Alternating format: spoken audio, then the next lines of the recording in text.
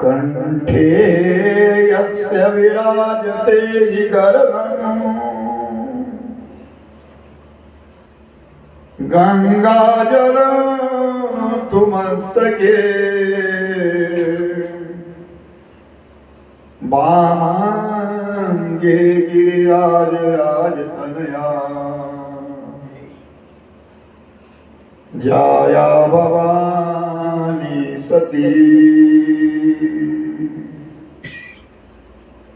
नंदी सकंद गणाधिनाथ सहितं केदारनाथं प्रभु कैलांचलो संस्थितो हि सततं कुर्यात् सदा मंगलम्। जो आप मंगल को मिटाने वाले और मंगल को देने वाले भगवान, उनके पास पार्वती मैया बैठी है और पूछ रही है क्या? जासु कृपा भ्रम मिट जाए,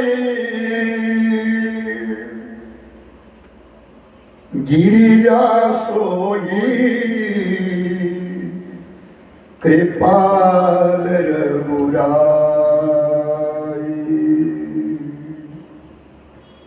है गिरिजा, जिसकी कृपा से हमारे अंदर का भ्रम मिट जाता है वो रघुराई, वो राम है। आदि अंत न को जस पावा, मति अनुमति निगम अर्श गावा। ना उनका आदि है ना उनका अंत है। कौन है वो? जिसका ना आदि है ना अंत है, वो है। हम तो संसार में आए हैं, हमें तो मालूम है, हमको जाना। ऐसा कौन है जिसका ना आने का पता, ना जाने का पता, ना वो जाता ना वो आता? वो प्रभु को बिनु पद चलई सुनो बिनु काना, कर बिन करिए करम विधिना। बिनु पद चलिए, वो ब्रह्म बिना कर्मों की चलता है। किसी को दिखता नहीं, बिनु पद चले कराई रखा और बिना हाथ के सब कुछ कर लेता है, बिना कानों से सुन लेता है,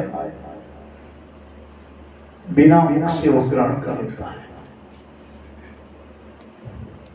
कथा के पश्चात पुजारी जी आते हैं और अपने हाथ में भोग का थाल लेकर खाली दिखा रहे हो भगवान, और वो ग्रहण कर लिया। उसमें से कम कुछ भी नहीं होगा,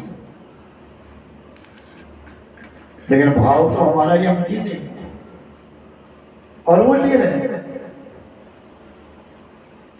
आनंद रहित सकल सुख, बिना मुख से भी परमात्मा सब कुछ लेते हैं। वो कौन है? बिन वाणी वक्ता बड़ा, और बिना वाणी से सब कुछ बोल देता है, बिना कानों से सुन लेता है, बिना हाथों से काम कर लेता है। वो कौन है? तो ये प्रश्न चले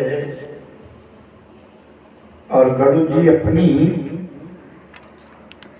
प्रशंसा सुनने के लिए जा रहे हैं। पहले ब्रह्मा के पास गए, ब्रह्मा के पास ये कहा मैं लंका में चला गया, हनुमान जी मुझे लंका में ले गए, लंका में जाकर के मैंने नागपाश को काट दिया, और अगर मैं ना जाता तो पता नहीं क्या हो जाता। लेकिन ब्रह्मा जी तो मौत रहे, विष्णु के पास वो जाना नहीं चाहते, उनका तो वहां है, भगवान शिव के पास चले जाते हैं। और जैसे शिव के पास गए तो भगवान शंकर जी के पास जाकर के वो आत्मकथा सुनाते हैं, मैंने ऐसा किया, मैंने ऐसा किया, मैंने ऐसा। तब भगवान शिव ने ध्यान लगा करके देखा, मोह हो गया, भ्रम हो गया, और इसका इलाज मेरे पास नहीं है, इसका इलाज मेरे पास नहीं, क्योंकि ये पक्षी है, मेरी भाषा कोई नहीं समझेगा। इसको 27 कल्पों से जहां राम कथा चली है, वहां सत्संग हो रहा है, वहां जाकर के इसको ज्ञान मिलेगा। जब कछु काल करे सत्संगा, तब कहीं होत मोह भ्रम भंगा। जब कछु काल करे सत्संगा, तब कहीं होत मोह भ्रम भंगा। जब कछु काल करे सत्संगा, तब कहीं होत मोह भ्रम भंगा। जब कछु काल करे सत्संगा, तब कहीं होत मोह भ्रम भंगा।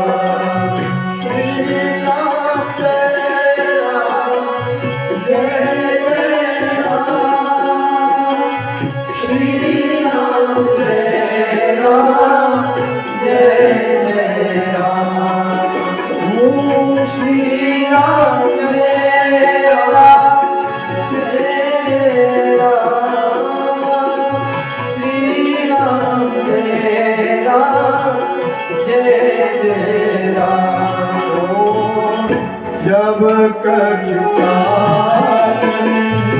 करे सत्संगा, तब कहीं होत मोह भ्रम भंगा। जब कछु काल करे सत्संगा, तब कहीं होत मोह भ्रम भंगा।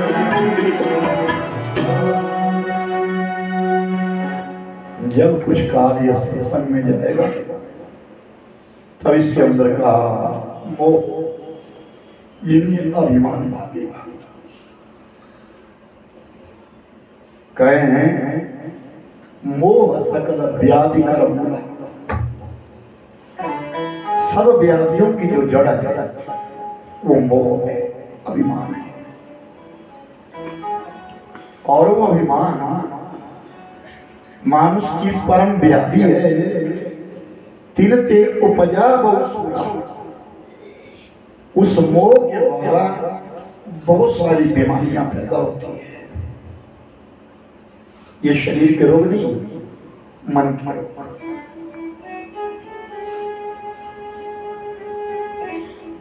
राम कृपा नासई सब रोगा, जो यहाँ भांति बने संजोगा।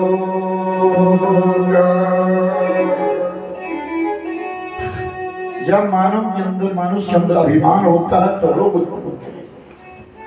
और याद रखना, यहाँ सब रोगी हैं।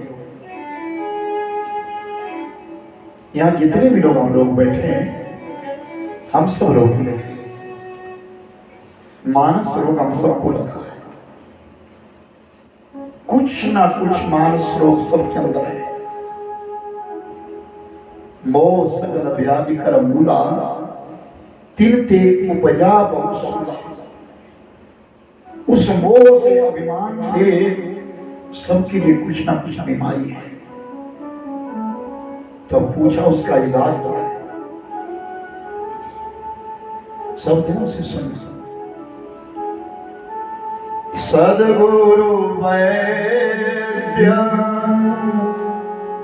वचन विश्वासा,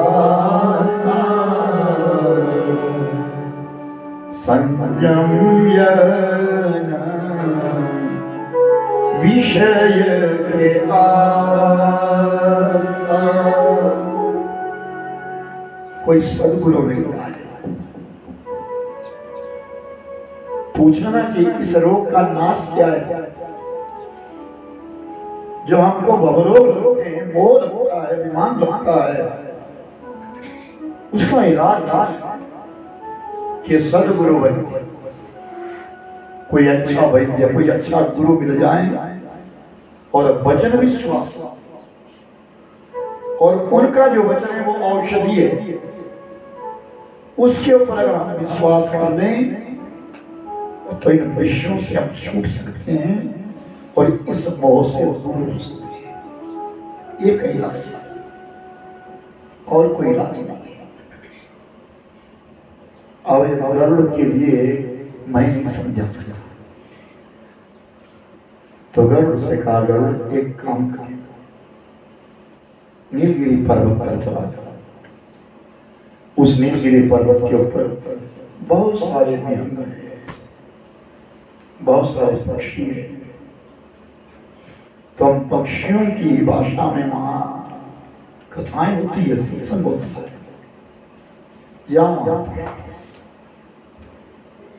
अब कैलाश पर्वत से गरुड़ जी प्रणाम करके निकल गए। अनेक पर्वत लांघते हुए चले गए। जिस समय वो नीलगिरी के नजदीक आए, जिस समय वो नीलगिरी के नजदीक पहुंचे, उनका मन अपने आप पिघलने लगा,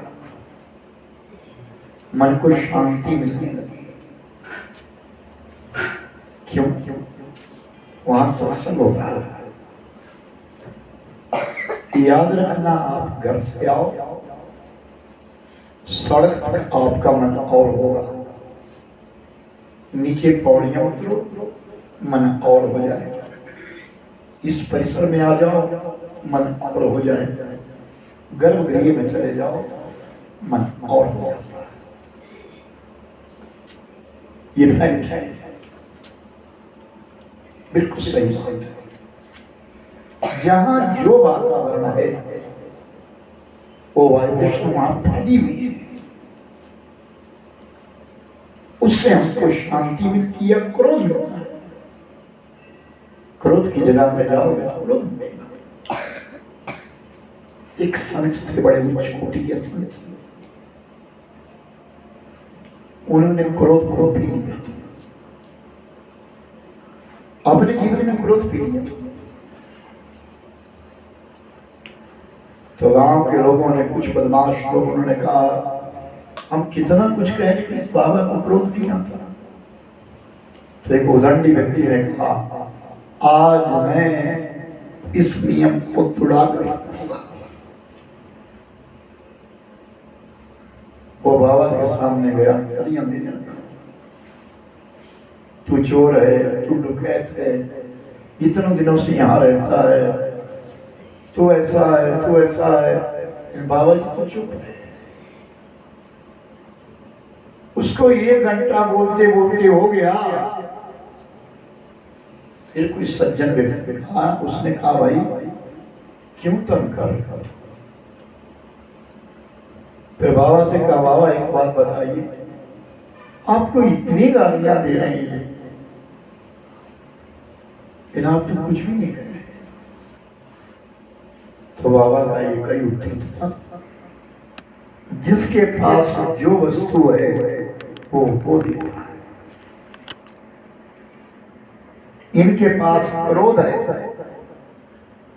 मेरे पास शांति है। मैं शांति बांट सकता हूं, ये क्रोध बांटे। मंदिर परिसर में बैठ करके हमको तृप्ति होती है, शांति मिलती है। यहाँ जो भी आया है उज्जवल मन से आया है, पवित्र मन से आया है, और यहाँ बैठ करके शांत हो गए। उलझने तो सबको है, कोई ना कोई उलझन तो सब है। लेकिन जब हम किसी पवित्र स्थान पर जाते हैं तो हमको शांति मिलती है। और मैंने बारंबार कहा है, अपने घर में भी एक ऐसा कक्ष बनाओ जहां तुम तड़प तड़प के जाओ, लेकिन जब उस कक्ष के अंदर प्रवेश करो तो तुम्हारा मन शांत हो जाए। यदि तुम्हारे घर में भी मंदिर होना चाहिए, तुम्हारे ठाकुर होने चाहिए, तुम्हारे लिए आस्था होनी चाहिए। गरुड़ जी जब चले तो नीलगिरी की ओर आते आते गरुड़ का मन बिल्कुल शांत हो गया। सुनौपात के कारण गरुड़ जी आए, और गरुड़ जी ने आकर के सबसे पहले क्या देखा, बड़े बड़े पेड़ है, वहां एक बहुत बड़ा पक्षी है जिसका कौवे का रूप है। उसकी एक्टिविटी को देखने लगे, उसकी चित्र को देखने लगे गरुड़ जी। क्या वो उड़ा? प्रातः काल का समय है, मानसरोवर में नहाने के लिए गया और फिर लौट गया। इंसान से पहले पक्षी नहा जाता है, मत सोचना कि पक्षी ना नहाता है। मानव से पहले पक्षी नहा जाता है। कभी अपने गांव जाना,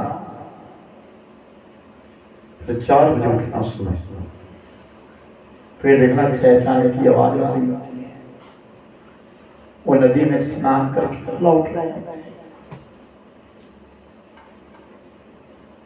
तो मानसरोवर में स्नान करता है पक्षी, फिर लौट के आता है। एक पीपल का पेड़ है, उस पीपल के पेड़ के नीचे वो हवन करता है, आहुतियां देता है। वहां से उठता है पाकर, जिसको हम प्लास बोलते हैं, प्लास के पेड़ के नीचे बैठ जाता है, वहां ध्यान लगाता है, वहां ध्यान में चला जाता है पक्षी। वहां से उठता है, फिर बढ़ के वृक्ष के नीचे चला जाता है। तो इतने में बहुत सारे पक्षी इकट्ठे हो जाते हैं और लंबी कतार लगा देते हैं, भर जाता है वो प्रांगण भर जाता है। एक ऊंचा पत्थर है, उस पत्थर के ऊपर वो कौवा बैठ जाता है और बैठ करके वो कथा कहता है, और राम कथा ही कहता है, दूसरी कथा नहीं कहते, राम जी का चरित्र सुनाता है। गरुड़ खोजता खोजता जब वहां पहुंचा, उसने चरित्र देखा, सारा अभिमान खत्म हो गया। और जैसे उस नीलगिरी पर्वत पर आया, सब पक्षियों ने स्वागत किया, काकभूषुंडी ने भी स्वागत किया। हम धन्य हो गए महाराज, आज वैकुंठ का पक्षी आया है। तो पूछा आपके आने का कारण क्या है, आपका आना कैसे हुआ? तो गरुड़ जी ने कहा कि जिस कारण में आया था वो तो पूरा हो गया, मेरे मन का संशय चला गया। जो कुछ मैं संशय लेकर के आया था, जो मैं प्रश्न लेकर के आया था, वो तो खत्म हो गया। पर मैं जानना चाहता हूं कि आप कौवे का रूप धारण करके इतना बड़ा ज्ञान आप कैसे हुए? मैं आपके विषय में जानना चाहता हूं, आप कौन हैं? तो काकभूषुंडी जी अपनी जन्म कथा कहते हैं। सुनो गरुड़, मैं अयोध्या में एक शूद्र जाति का था, मेरी जाति शूद्र थी, मैं किसी काम का नहीं था। दुनिया मुझे दुत्कारती थी, मैं क्रोधी था, पापी था।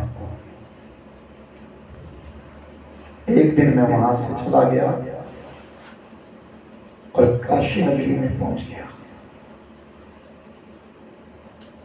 भगवान शंकर जी की पूजा को देखता। काशी जी में विश्वनाथ है, इस विश्व के नाथ है। मैं उन्हें देखता था, उनकी पूजा देखता था। मेरा जन्म ब्राह्मण कुल में हो गया था। मैं देखता रहा बड़े आनंद के साथ। और एक दिन मुझे एक ब्राह्मण मिले। उन्होंने कहा, भाई तुम क्या करते हो? मैंने कहा, मैं देख रहा हूं क्या हो रहा है। तुम्हारे पास मंत्र नहीं? मैं तुमको मंत्र देता हूं। और उस ब्राह्मण ने मेरे लिए मंत्र दिया और उस मंत्र में मुझे अटल विश्वास हो गया। उस मंत्र में मेरे लिए विश्वास परिपक्व हो गया और मैं शिव को मानने लगा। पर विश्वास इस प्रकार का हुआ कि मैंने दुनिया के किसी भी अवतार को, किसी भी देवता को, सबको नकारना शुरू कर दिया। केवल दुनिया में देव है भगवान शिव और कोई नहीं, केवल शिव है और कोई नहीं। मैं शिव शिव ही पुकारता, यहां तक कि मैं लोगों को बहस कर देता। जब कोई आगे से मुझे कुछ कहता तो मैं तुरंत उत्तर दे देता, उसके लिए अकड़ जाता। नहीं, शिव ही बड़े हैं, शिव ही है और कोई नहीं है। अनेक प्रकार के ब्राह्मण मिलते। कोई कहता हरि हर बड़े हैं, हरि बड़े हैं। कोई कहता ब्रह्मा अच्छे हैं, कोई हनुमान कहते, कोई दुर्गा कहते। लेकिन मैं सबसे लड़ जाता। मैं कहता भगवान शिव है और कोई नहीं। और मैं इस अभिमान में इतना फूल गया, मैं अपने गुरु को भी तुच्छ मानने लगा। मेरा गुरु भी मुझसे कहते कि विप्र सुन, ब्रह्म भी है, हरि भी है, परमात्मा के 24 अवतार है। लेकिन मैं नहीं मानता, मैं नकारता चला गया, मैं नकारता चला गया। और ना जाने कितनी बार मैंने अपने गुरु को अपमान कर दिया। ध्यान मूलम गुरुर्मूर्ति, पूजा मूलम गुरुपदं मंत्रमूलं गुरुर्वाक्यं मोक्षमूलं गुरुकृपा।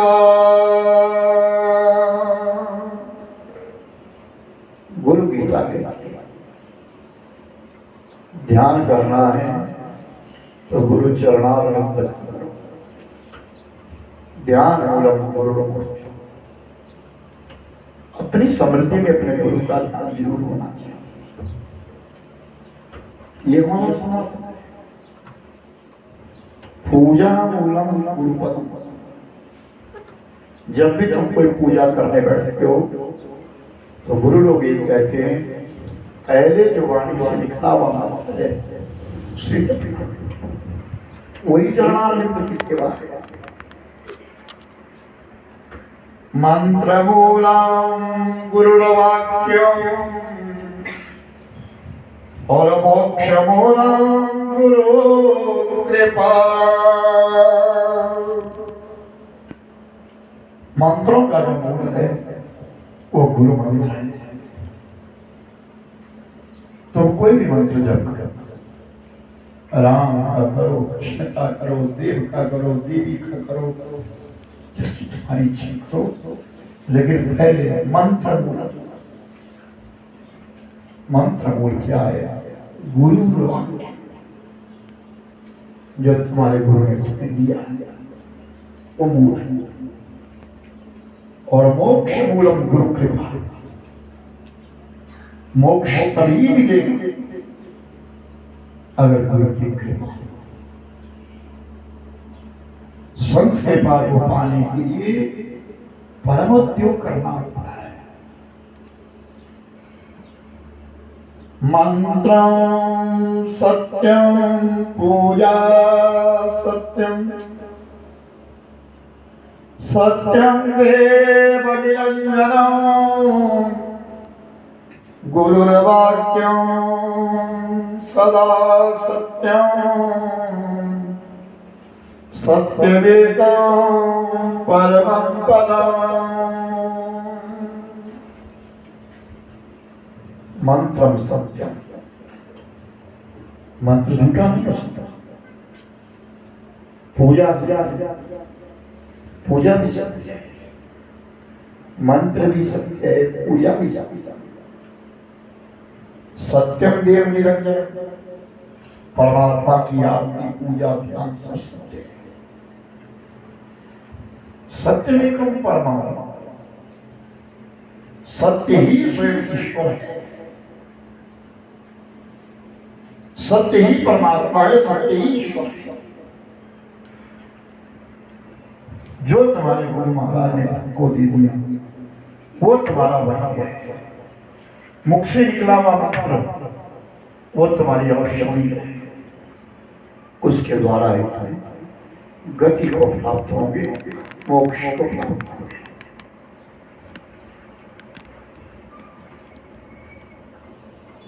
आय गरुड़,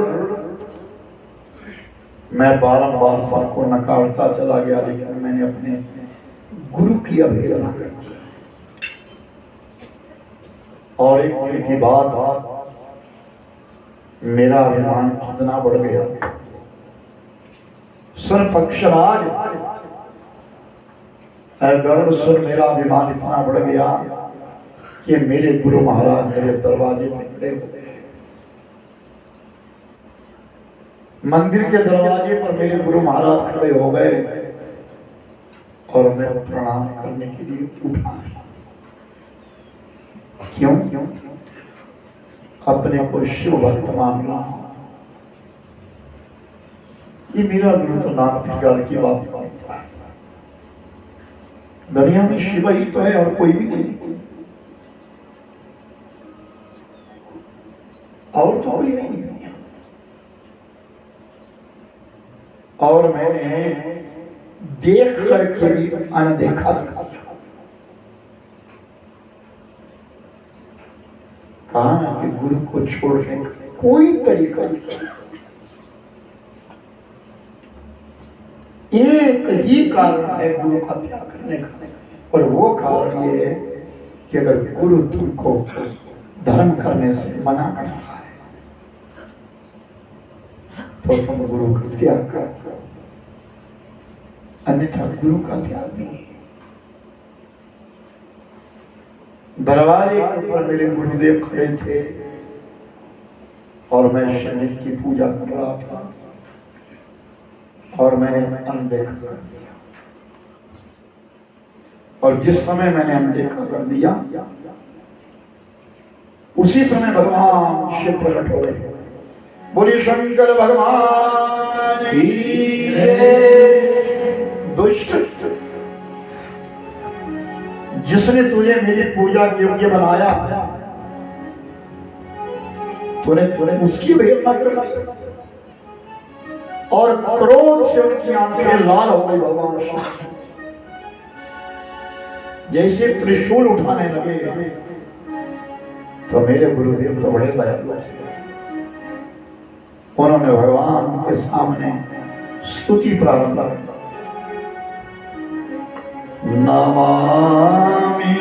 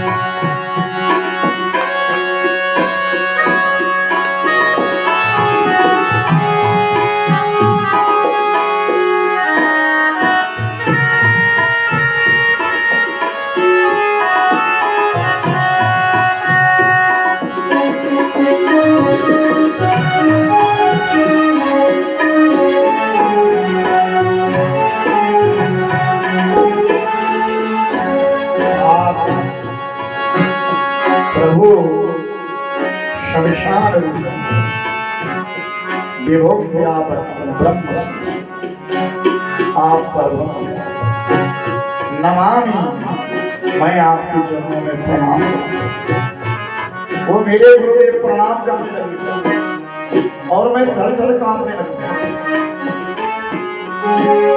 निराकार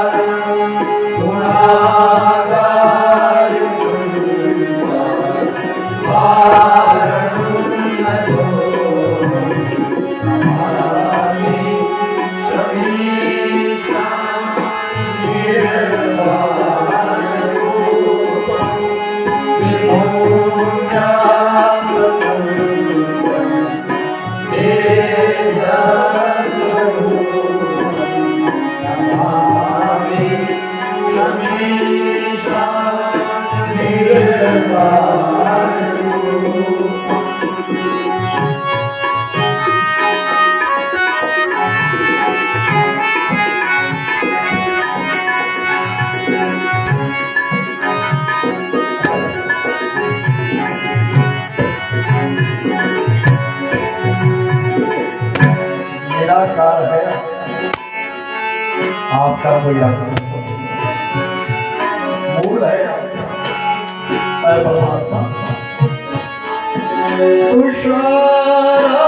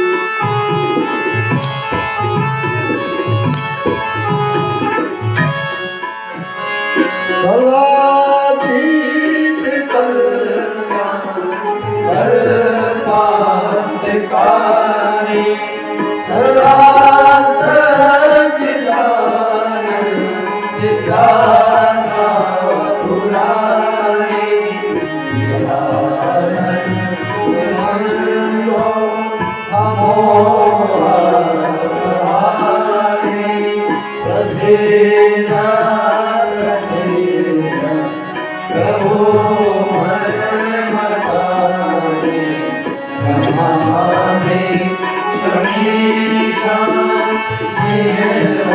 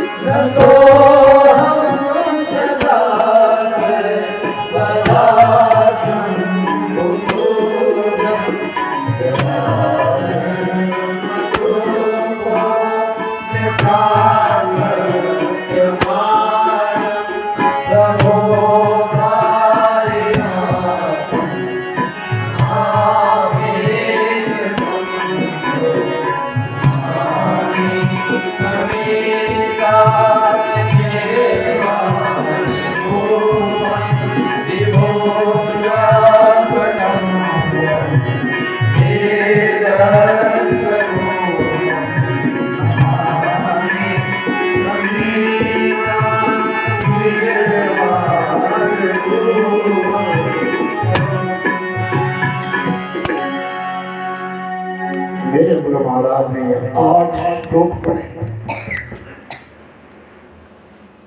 और इसका नाम रुद्राष्टक रखा। ये भगवान रुद्र परमात्मा शिव की स्तुति है।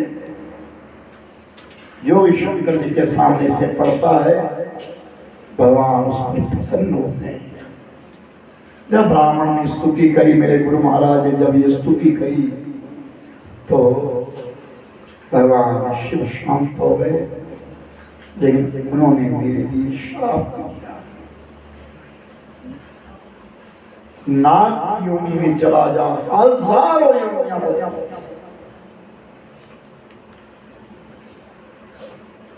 लेकिन साथ में मेरे लिए सुकून की ये बात थी कि हर योनि को छोड़ के मुझे कष्ट ना हो। मैं अनेक योनियों में जाता था, सांप बनता,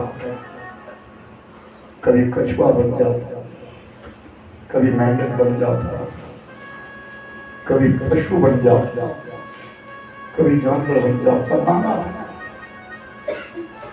हजार योनियां मैंने बदली। लेकिन मुझे वो सब याद था शिव पूजा करने से मुझे सब कुछ याद था। अपनी आत्म कथा सुना रहे हैं काबू सुनी। गरुड़ एक दिन ना में कैलाश की तलाटी में नीचे बैठे बैठा मैंने एक साधु को देखा। उस समय मैंने कौवे का रूप धारण किया था। जिस रूप में आज मैं हूं उस समय मैं उस रूप में था। और वो साधु बैठा था। जिस साधु की बड़ी तपस्या थी उनका नाम था लोमस। और उन लोमस ने वरदान यही मांगा था कि मेरी मृत्यु ना हो। तो ब्रह्मा ने कहा था ऐसा नहीं होगा, मृत्यु तो निश्चित है। तो लोमस की तपस्या इतनी थी, साधना इतनी थी, उन्होंने कहा जितने मेरे शरीर के बाल हैं एक बाल गिरे एक वर्ष में एक बाल, जब मेरे शरीर के रोग खत्म हो तब मेरी मौत हो। ऐसे सिद्ध पुरुष के सामने मैं बैठा था और वो नाना प्रकार की बातें कर रहा था। मैं कहाँ करता हुआ बारंबार कह रहा था शिव ही सब कुछ है, शिव ही सब कुछ है। मेरी कटरान की आवाजें उसके कान को पीड़ा देने लगी। और जैसे वो पीड़ा बाधित होने लगा तो उसने मुझे कहा तू कौवा बना रहे है, तू काग ही बना रहे, कटरा करता रहे। मैं उसके सामने गिड़गिड़ाया नहीं, बैठ गया और कौवा ही बन करके मैं उस ऋषि की वाणी को सुनने लगा। सांगोपांग विधि से उस ऋषि ने मेरे लिए राम कथा सुनाई। राम का मर्मज्ञ सुनाया कि राम कौन है, क्या ब्रह्म को हम राम कह रहे हैं, ये मुझे लोमस ने सुनाया। और जब मेरे लिए अंदर मेरे मन में मेरे हृदय में जब ये ज्ञान हुआ और मैं उसके सामने बैठ करके रोने लगा, मेरे नेत्रों से आंसू बहने लगे,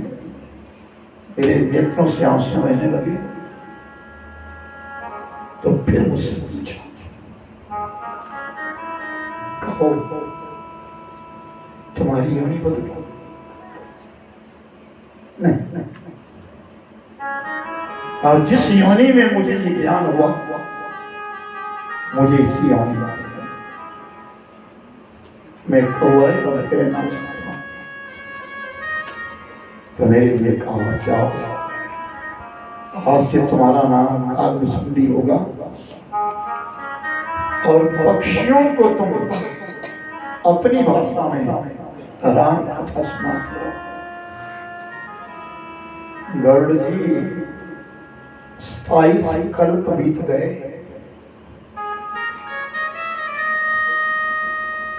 4 युगों की एक चौकड़ी होती है, 40 चौकड़ियों का एक कल्प होता है। 27 कल्प बीत गए इस नीलगिरी पर बैठे हुए। जब जब भी राम जी अवतार लेते हैं तो राम की लीला देखने के लिए मैं अयोध्या में जाता हूं। और जब राम 5 वर्ष के हो जाते हैं तो मैं लौट करके फिर इस नीलगिरी पे आ जाता हूं। राम ब्रह्मा है, गरुड़ राम ही ब्रह्मा है। गृहस्थाश्रम में आकर के राम ने दुनिया को दर्शाया है कि मैं ब्रह्म हूं, दुनिया को दर्शाया है। तो गरुड़ जी अपने नेत्रों से आंसू आ रहे हैं और काल वसुंधरी के पास कहते हैं, महाराज मेरे कुछ प्रश्न हैं, उनका उत्तर दीजिए। प्रथम कहूं नाथ मति धीरा, प्रथम कहूं नाथ मति धीरा, सब ते कवन कवन सही, सब ते डोरे कवन सही। प्रथम कहूं नाथ मति धीरा, प्रथम कहूं नाथ मति धीरा, सब ते दुर्लभ कवन सही, सब ते दुर्लभ कवन सही। बड़ दुख कवन कवन सुख भारी, बड़ दुख कवन कवन सुख भारी।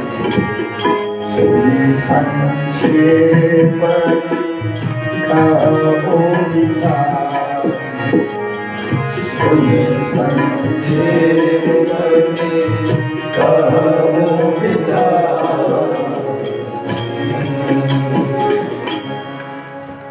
मेरा पहला प्रश्न ये है कि संसार में सबसे दुर्लभ शरीर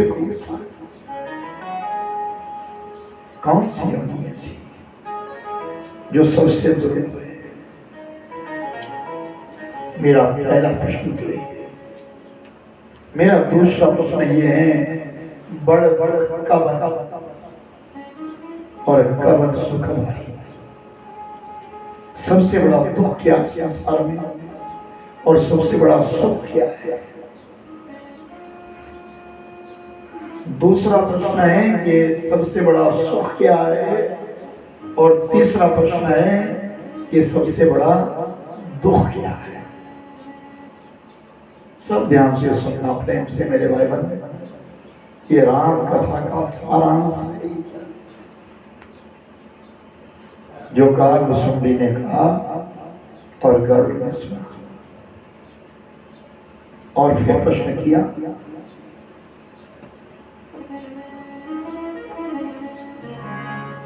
कवन य पुण्य श्रुति विविध विशाला, कवन य पुण्य विविध विशाला, कहु कवन परम घटाना, कहु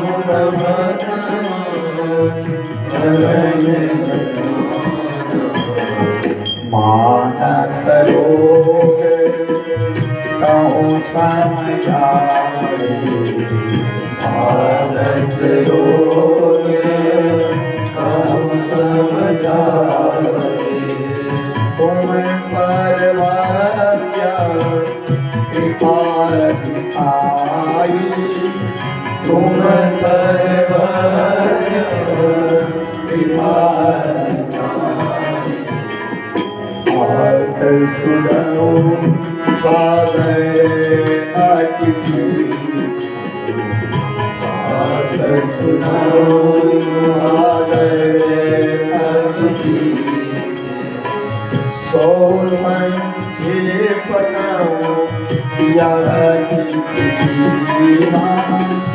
श्री राम जय राम जय जय राम,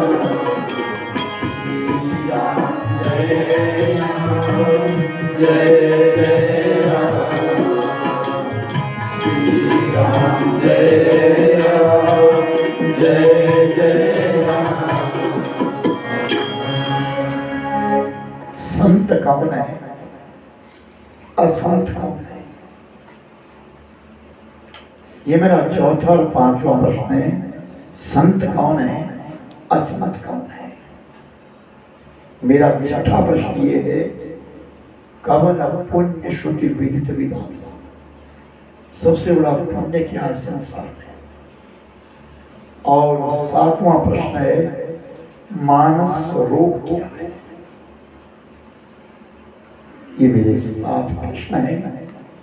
संक्षेप बहुत छोटे से सुनाना महाराज, मेरी बड़ी बुद्धि नहीं है। आप मति दी रहे, आपकी प्रशंसा भगवान शिव ने करी है। जिसकी प्रशंसा स्वयं भगवान शिव करता है, करते हैं ना, वो तो महान है। मैं बुद्धि का, आप मेरे लिए बताइए। ये मेरे 7 प्रश्न है। सबसे दुर्लभ शरीर कौन सा है? पहला मेरा प्रश्न।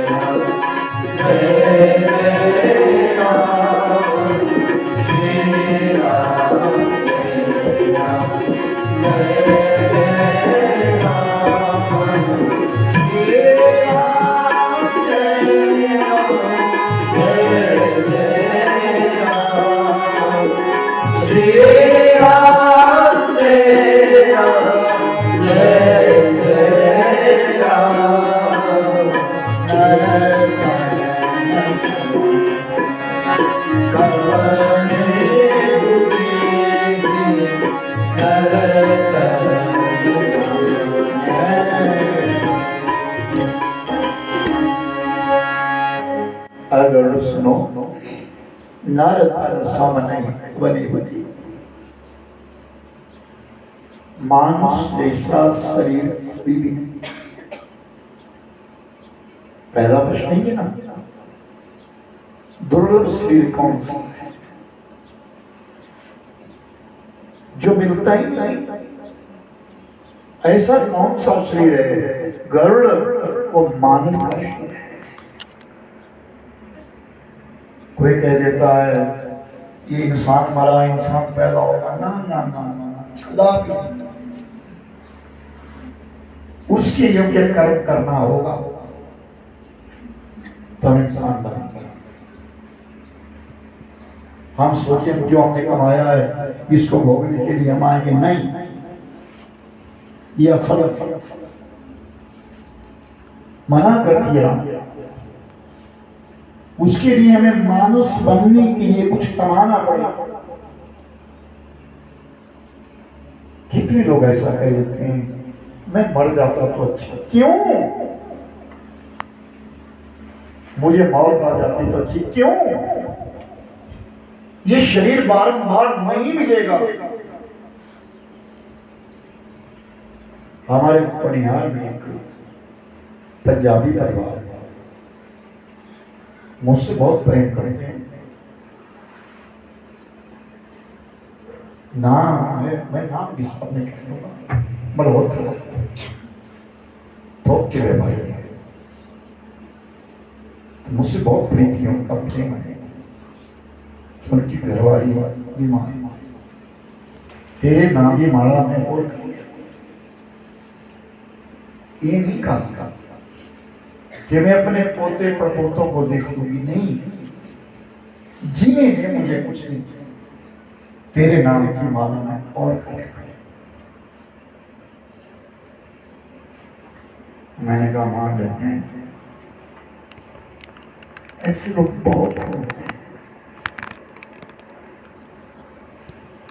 भोग भोगने मताओ, योनियों के बीच में सबसे जो उत्तम योनि है ये नर्तन है, ये मानव का शरीर है। क्यों? नरक स्वर्ग अपवर्ग निश्चय, ज्ञान वैराग्य भक्ति शक्ति, नरक में भी ले जाएगा और नरक से छुड़ा करके स्वर्ग की ओर भी ले जाएगा। ज्ञान भी इसी में होगा, भक्ति भी इसी में होगी। और किसी शरीर में ज्ञान भक्ति नहीं मिलेगा। कभी मत सोचो कि हम मर जाए, क्यों मर जाए? तुमको अगर किसी से दुख है तो हो जाए किनारे। इसीलिए मैं सबसे कहता हूं, अपने शरीर का ध्यान खुद रखो, अपने स्वास्थ्य का ध्यान रखिए। जिस दिन व्यक्ति बीमार होता है, पूजा करने को मन नहीं करता। मैं सुबह 1.25 घंटे प्राणायाम करता हूँ, नियमित करो। आज से नहीं, कई वर्षों से मेरे सब पंडितों को बता सकता हूँ।